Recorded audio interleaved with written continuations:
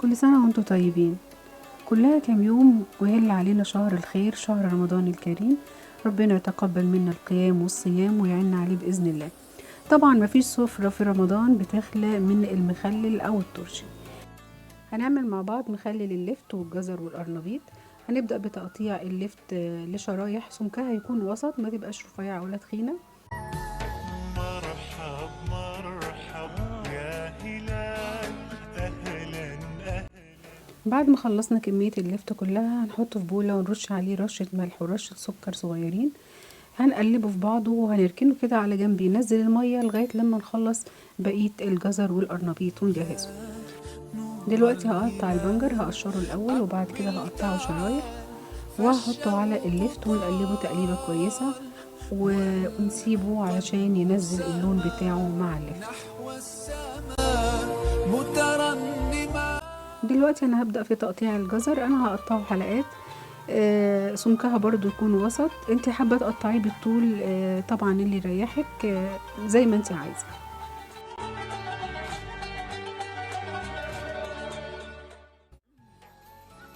بالنسبة للقرنبيط انا نزلته في مية مغلية لمدة دقيقتين بس علشان يطلع الريحة بتاعته ما تبقاش نفاذة جوه المخلل، وقطعته زي ما احنا شايفين كده قطع صغيرة.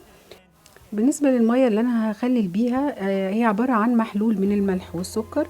كل لتر مية عليه 4 معالق ملح، معلق الاكل ملح، ومعلقة سكر، ومعلقتين كبار خل.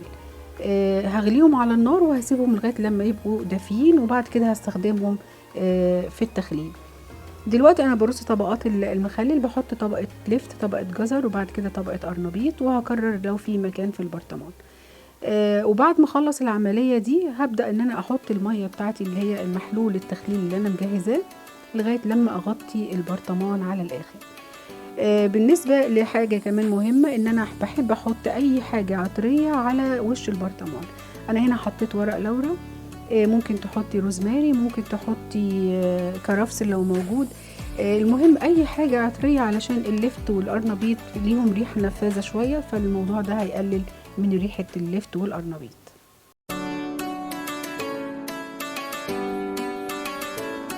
هنخلص كل الكمية اللي موجودة معانا، وبعد كده هنحطها في مكان ما يكونش فيه إضاءة جامدة. وعلى شهر رمضان بإذن الله هيكون الترش بتاعنا جاهز للأكل، وبألف هنا وشفا. ويا رب كده يعود عليكم الأيام بخير، ويا رب طريقة التخليل دي تعجبكم. واتمنى ان انتوا تجربوها وتقولوا لي رأيكم فيها ايه. كل سنة وانتم طيبين. نور الهلال أقبل تعال، فالشوق طال والقلب سما نحو السماء